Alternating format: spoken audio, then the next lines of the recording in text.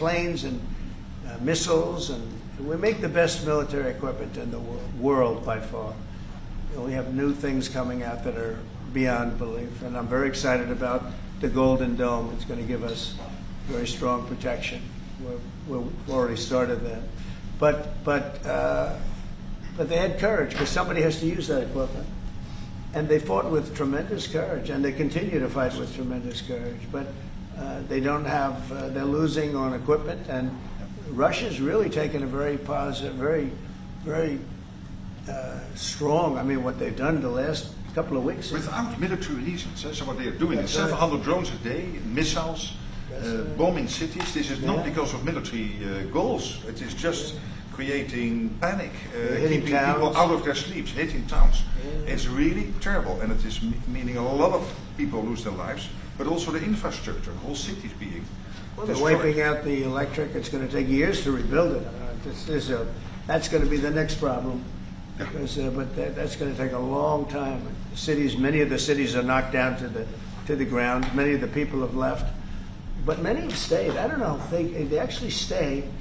Most have stayed. Actually, it's incredible that they stay, and knowing that a missile could be hitting your apartment house, and your apartment house that you're sitting in could collapse on top of you. And they do very heavy construction. They don't use rebar. They do very thick concrete construction. Those are heavy buildings, big buildings.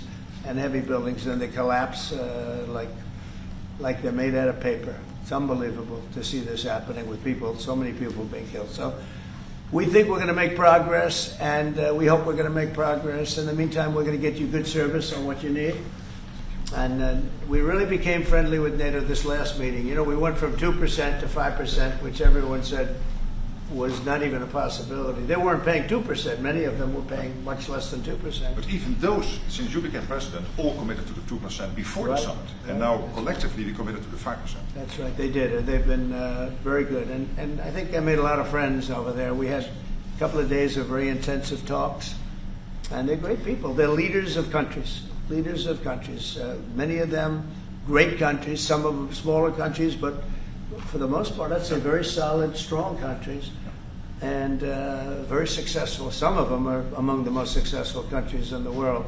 So that's the story. We hope that's going to have an impact on Vladimir Putin, and we hope it's going to have an impact on Ukraine also. We want to make sure that Ukraine does what they have to do. All of a sudden they may feel emboldened, or maybe they don't want. You know, this is a very difficult situation. Ukraine wants a peace deal. I think so. And they will stay committed to that, there's no doubt. They want it. But the Russians have to become They have to continue to want it, though. Yeah, I agree. You and I will make sure of that. All of a sudden they get no. You and I will make sure of that. We'll make sure. I feel confident that they will do what has to be done. Plus, we have certain parameters that both sides know. And we already know what should be done. So I think that's going to be it's going to be very strong. We want everlasting peace. Any questions, please? Yes. Thank you, Mr. President. What was the tipping point for you in making this decision? Was it a conversation with President Putin? Was it a piece of intelligence? And why are you giving 50 more days? I think I think it's a very short period of time. I think, don't forget, I've just really been involved in this for not very long. And it wasn't initial focus. This is a Biden war. This is a Democrat war, not a Republican or Trump war. This is a war that would have never happened. It shouldn't have happened. A lot of people being killed. When the final numbers come in, you're going to see a lot more people are being killed in this war than you think, than you've been writing about. It's a very deadly war. They're all bad, but this is a very deadly war. The numbers are going to be far greater. When an apartment house comes down, and they say 2 people were slightly injured. No, many people were killed. And those numbers will be at some point accurately reported. So far, they're not. It's a deadly war. I think that you're just going to see. I think you're going to see strong movement. I hope so. I hope so. And what about the secondary tariffs are very, very powerful. What about the tariffs that the Republicans in the House and the Senate have ready? Those were 500%. Sure. Why are you doing 100%? Well, the Republicans are moving very strongly in the Senate, giving us total control of it. But I'm not sure we need it, but it's certainly good that they're doing it. And Lindsey Graham's working hard. The whole John Thune, all of them, they're all working hard, and they're in coordination with Mike Johnson, Speaker in the House. And I think they've actually crafted a pretty good piece of legislation. It's probably going to pass very easily, and that includes Democrats. And there's some little tweaks, but I don't want to say I don't need it because I don't want them to waste their time. It could be very useful. We'll have to see. But we can do secondary. We're probably talking about 100% or something like that. So can you clarify We can do for me? secondary. We can do secondary tariffs without the Senate, without the House. But what they're crafting also could be very good. So are you suggesting then that the Congress should move forward with those sanctions, the 500%, and that your 100 would be a separate additional package? Yeah, I mean the 500 is, sort of meaningless after a while because at a certain point it doesn't matter. It's not going to be, 100. 100 is going to serve the same function. But yeah, I have it at 100%. They may have it. I don't know what they're going to end up with. They may have it at 100 too. They may have it at 500. But they're doing some good work in the House, and I think in the House and the Senate. And as you know, they're coordinated, and they can have it done quickly. They said they'll have it as quickly as I need it. So we'll see. We're talking to them. In fact, John Thune's coming over later on to talk.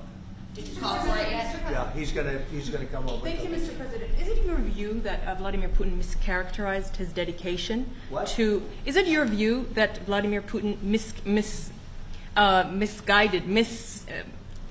did not clarify his intention to a peace deal? Well, and what happens now in the next phase? Is there? We're going to see. I mean, we're going to go for a period of time. Maybe he'll start negotiating. I think I felt, I don't know about you, Mark, but I felt that we had a deal about 4 times.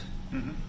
And here we are, still talking about And he didn't send serious people to the negotiations. So I remember that you were able, with Marco Rubio and with Steve Witkoff, to get these talks going in Istanbul. Yep.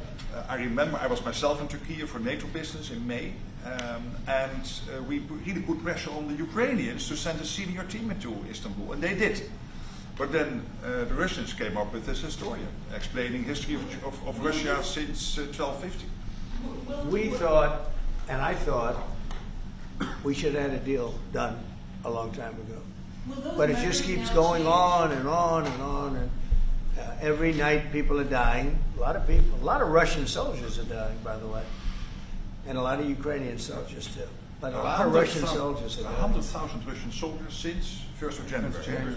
Since January. 100,000 Russian soldiers dead since January. So if anybody in Moscow is listening to this, again, 100,000 dead Russians since January. This is what President Putin is doing at the moment. Yeah, please.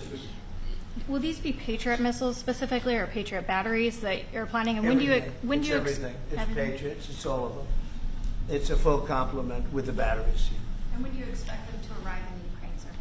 Well, we're going to have some come very soon, within days actually. Because a couple of the countries that have Patriots are going to swap over, and will replace the Patriots with the ones they have. And Matt will coordinate with NATO.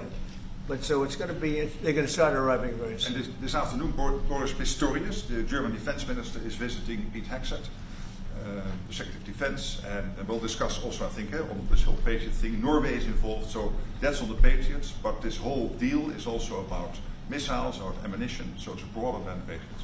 We have one country that has 17 Patriots getting ready to be shipped. They're not going to need them for them.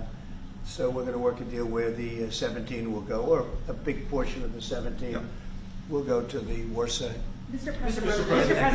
That can be done very quickly. Mr. President. Mr. President, Yeah, please. could this transaction with NATO be viewed as a step towards achieving peace, letting Putin know that now Zelensky has a little bit more powerful tools in his tool chest, and maybe that brings him to the table to achieve peace? I know that you wanted to do that. Brian, that's what we've been saying. I think you might have expressed it better if you wanted to.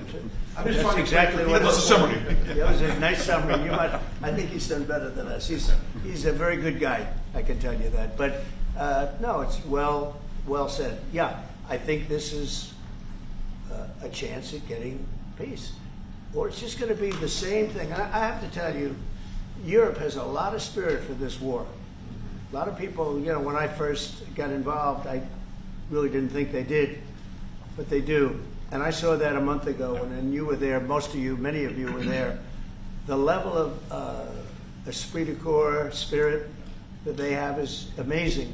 They really think it's a very, very important thing to do, or they wouldn't be doing it. Look, they're agreeing to, just, they're paying for everything. We're not paying anymore. We have an ocean separating us. I said, we have a problem. We make the best stuff, but we can't keep doing this. And Biden should have done this years ago. He should have done it from the beginning, but he didn't. He didn't know he was there. This guy, what a horrible job they did to this country. And I just hope between the border and this and so many other, inflation, what a horrible administration. The worst administration in history, in my opinion. It's not my opinion. I think it's everybody's opinion. But this is something that shouldn't have happened, and we're going to see if we can end it. If I can follow up. I do want to make one statement. Again, I said it before. This is not Trump's war. We're here to try and get it finished and settled and whatever. Because nobody wins with this. This is a loser from every standpoint. From day This one. was Biden, and this was other people. And it's very sad. It's a very sad situation. This gentleman's doing a great job. I think he's going to get it, and Matt and everybody else that's working on it. I think you'll get this thing over with, hopefully. Mr. President, you've praised European countries today as standing up for Ukraine, as being strong. Will you allow them to continue to negotiate tariffs lower than 30% before August 1st, or is the deal set at this point? What does that mean? You mean you're talking about the tariffs? On trade, on tariffs. You're back on tariffs. You're on a more friendly tariff, right? A little bit more friendly tariff. Perhaps. No, we're going to be talking to people. We have, I watched the show this morning. They were talking about, well, when's he going to make the deal? The deals are already made. The letters are the deals. The deals are made. There are no deals to make. They would like to do a different kind of a deal, and we're always open to talk. We are open to talk, including to Europe. In fact, they're coming over. They'd like to talk to us. Mr. President, is there any concern about the U.S. stockpiles? There was a pause in delivery of weaponry to Ukraine in order to evaluate, apparently, the U.S. stockpiles. What came out of that? Evaluation. I mean, this was a very big, what we're talking about today is a very, very big day. And what Pete was doing, and me too, I knew what Pete was doing, was evaluation, because we knew this was going to happen. And now we actually announced it. They voted on it. It's all been done. So obviously that has a big impact on, when you say pause, obviously you're not going to be doing things if you don't know what's going to happen here. But we were pretty sure this was going to happen, so we did a little bit of a pause.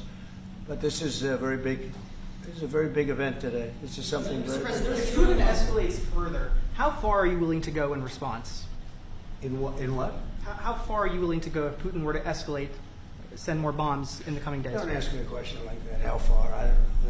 I want to get the war settled. They're not Americans that are dying in it, and I have a problem, and JD has a problem. It's a stance that he's had for a long time. They're not Americans dying, but there are a lot of people dying, and on something that should be able to be settled. And we all agree with that. This group of people, we want to defend our country, but ultimately, having a strong Europe is a very good thing. It's a very good thing. So I'm okay with that. Yeah, please, in the back. Yeah. Is there a ceiling on what the Europeans are willing to pay for? And it sounds like, are you ruling out the U.S. paying for from additional weapons through drawdown authority?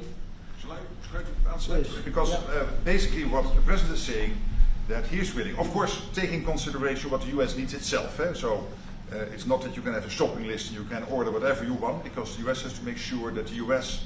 keeps its hand on what the U.S. needs, also to keep the whole world safe, because in the end you are the police agent of the whole world. You're the most powerful nation on earth, the most powerful military on earth. But given that, the U.S. has decided to indeed massively supply Ukraine with what is necessary through NATO. Europeans 100% paying for that. And what we have been doing over the last couple of days is talking with countries, and I just mentioned the ones who in the first wave immediately said, we want to chip in. And then you're really talking about big numbers. Take Germany visiting today. They're really talking about big numbers.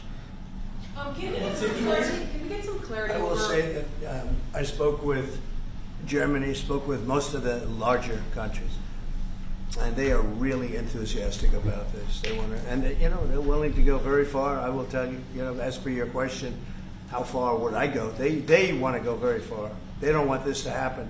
That's why I think from Putin's standpoint, it would really be good he gets the country's economy is doing very poorly, and he's got to get his economy back. He's got to save his economy. He could save his country in a sense, but the economy can destroyed a lot of countries over the years. He wants to get that economy back. And, you know, he's got a great country for trading and other things. If they could use the assets instead of war, he's got some tremendous potential. That's what I would say. How did you deliver this news to Putin, sir? Say it? How did you tell Putin this was coming? I speak to him a lot about getting this thing done. And I always hang up and say, well, that was a nice phone call. And then missiles are launched into Kiev or some other city. And I said, it's strange. And after that happens 3 or 4 times, you say, the talk doesn't mean anything. My conversations with him are always very pleasant. I say, isn't that a very lovely conversation? And then the missiles go off that night. I go home, I tell the First Lady, you know, I spoke to Vladimir today. We had a wonderful conversation. She said, oh, really? Another city was just hit. So it's like, look, he's, I don't want to say he's an assassin, but he's a tough guy. It's been proven over the years. He's fooled a lot of people. He fooled Bush. He fooled a lot of people. He fooled Clinton, Bush, Obama, Biden. He didn't fool me. But what I do say is that at a certain point, you know, ultimately talk doesn't talk. It's got to be action. It's got to be results. And I hope he does it.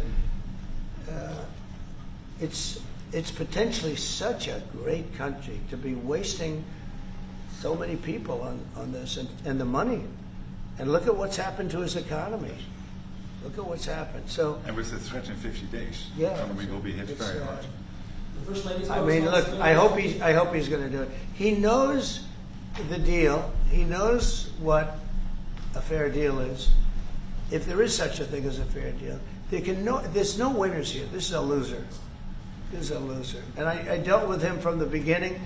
It wouldn't have happened, but I will say Ukraine was the apple of his eye. We talk about it. It was the apple of his eye, but it wasn't going to happen. And he understood that. It wasn't going to happen.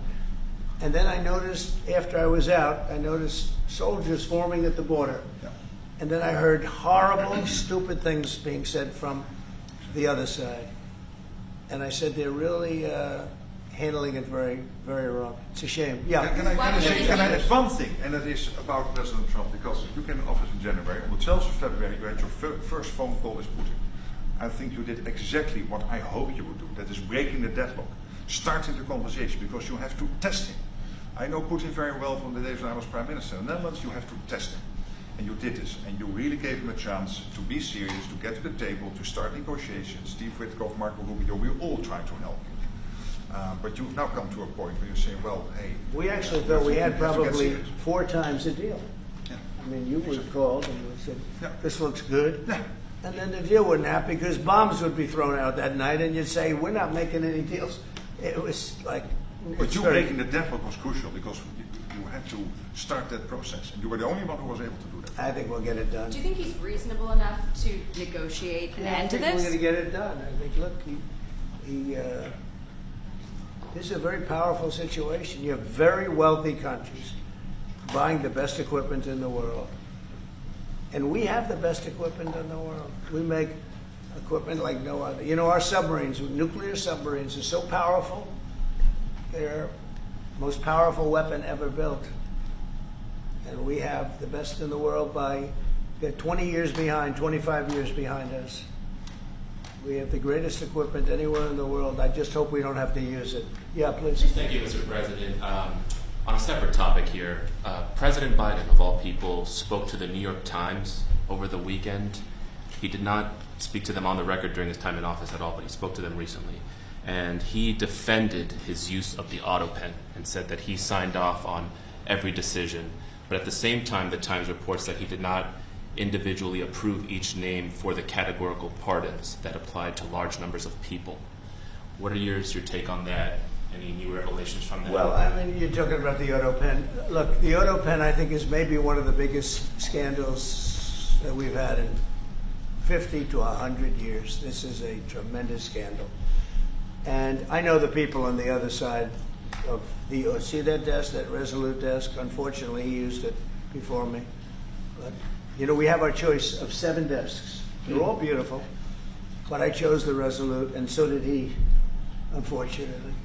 But the people on the other side of the Resolute desk, I know them. Lisa, the whole group, and they're no good. They're sick people.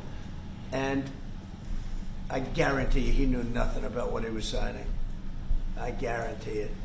So they're going to figure it out, and we'll see what happens. But to me, the autopen, you know, you elected president. You know what the autopen is supposed to do? Sign thousands of letters from young people that write. We get thousands of letters a week, Susie, right? Thousands. I mean, tens of thousands sometimes. I look at a room, there's a room where we have many, many people working, responding and sending letters back. That's what an autopen's supposed to be. To write to a young 7-year-old boy that writes to the president, and he wants to be president someday, and he loves America. That's what the autopen's supposed to be. It's not supposed to be for signing major legislation and all the things. No, the autopen, and I doubt he knew. I doubt they even spoke to him about it. I think they had, it's called a freewheeling autopen. Like, Biden was never for open borders. Biden was never for transgender for everyone. So I don't think I think the radical left people that took over the White House, and if I didn't win, our country was finished. You know, when I was in, and I said this a couple of times, I hope I don't bore you with it, but when I was in Saudi Arabia, I was in Qatar, I was in UAE, and then I met with all of your leaders, yes, sir, including you, a great leader. He's now the leader of many countries, not just no. But I met with a lot of leaders over the last 2 months in the Middle East and all of the NATO countries. And I will tell you, they had one common phrase. They thought America was dead 1 year ago, and today they say, and they all say it, and I hope you'll back me up on this. But they say now it's the hottest country anywhere in the world. It is. Look at our numbers. Look at the numbers we made. You see, we made $25 billion last month. We didn't make that for years. The tariffs are kicking in. The economy is very strong. Even though we have a Fed person who's terrible, he doesn't know what the hell he's doing, but that's all right. We blow through interest rates. We're doing so well, we blow through it. It'd be nice because people would be able to buy housing a lot easier. But think of it. We thought your country was dead, and they were dealing with China because they were really going to China, but not anymore. But we thought your country was dead, and now you have the hottest country anywhere in the world. So we've done a really good job, and it's an honor to have this man. This man is a star, and he's going to be dealing with another one of my stars, Matt, and you're going to do a great job, Matt Whitaker. Okay.